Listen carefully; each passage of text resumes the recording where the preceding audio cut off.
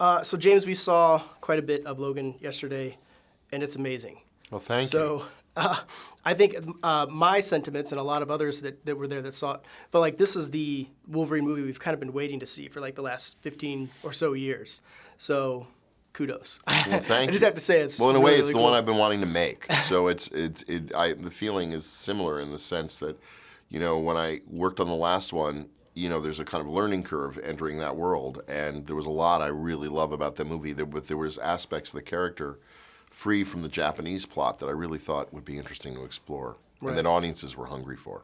So it's kind of hard not to, as from comic book perspective, it's hard not to equate this to Old Man Logan in many respects. How much of that was an influence in what you guys crafted? I think it was a powerful influence on not only just in the back of our minds. It wasn't something we could directly adapt, Right. But it was something that really led me, and I even think gave me permission in a way to take the character to a kind of more fragile place and a different place, and feel like we weren't, in a sense, betraying some of the canon because that had already happened in the comic books. But it was a very interesting opportunity it afforded us to kind of reimagine Logan, push things ahead of any existing timelines, and have a chance to kind of start fresh. And essentially, the whole goal is to make an adult movie. Right. At core, the goal was to just make a film that isn't serving so many masters. I think so many of these tentpole films, partly as a function of how much they cost, are trying to be great for 7-year-olds, 14-year-olds, 20-year-olds, and 40-year-olds. And there's a little of the variety show in the sense that the tone is shifting all the time from silly to serious to somber to... And I think more than anything, I wanted to make a film that just maybe stood out in the sense that it was just a grown-up movie that just happened to be about superhero characters. And also you have, now you have an R rating, which is, again, allows you more of that freedom. I only can't affirm or comment on the rating because it's about, the MPA hasn't rated the movie yet. Oh, so, okay. So you can make any observations you want. But Well, based on what we've seen, it definitely feels like a more hard R kind of thing. It'd be difficult to get a PG-13 with that. I'm not sidestepping your question at all. I can't say it because Gotcha. they haven't decided it. Meaning, not the studio, the ratings board. But I would agree with your observations. in terms of like what we've seen though, and I wouldn't worry about it. Meaning, Yeah, I think we're all pretty rallied around the idea of making an adult movie. That's just the way I'm going to box it for now. Right.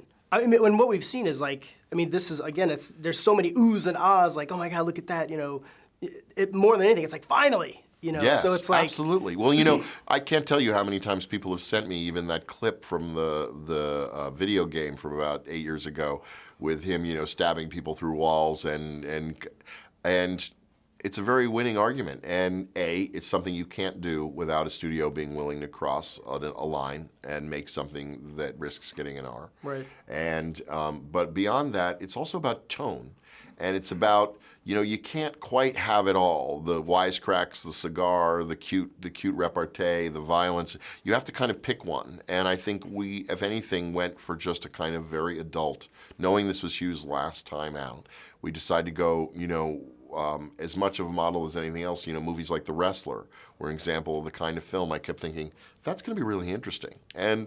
And we, when we gave the script to the studio, we were clear that we wanted to make something that was going to, in a way, limit the audience a little more.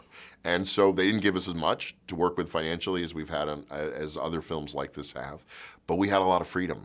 And I think that one of my feelings were that these movies, no matter how much money has been thrown at them lately, these kinds of movies, they're not getting better for the amount of cash being thrown at them. And I think we're getting kind of numb to the spectacle that is getting hurled at us. We can do most of that stuff ourselves on an Xbox now. And so in many ways, that spectacle, I find myself thinking about other things in movies a lot as the noise is pounding me and those images are flying by me, that I'm not emotionally engaged in the movie, and that was our number one goal.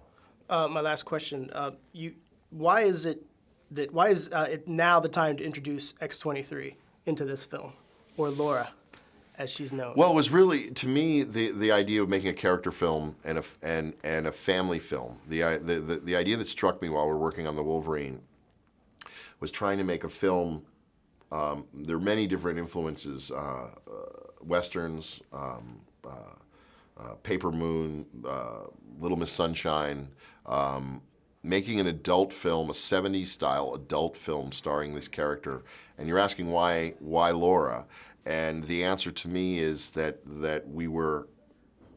I was interested in making a movie about fathers and sons in the sense of Charles and Logan, and fathers and daughters in the sense of Logan and Laura. And for me, the biggest issue at play wasn't just it's about fathers and daughters, but about love and what is it, and can you reach across these boundaries, and how so many of us are caring for aging parents at this point in our lives, and that really interesting questions about our lives being asked through the behaviors and feelings of these superheroes, as opposed to questions we're never faced with, which is how are we going to defeat this galactic supervillain, you know?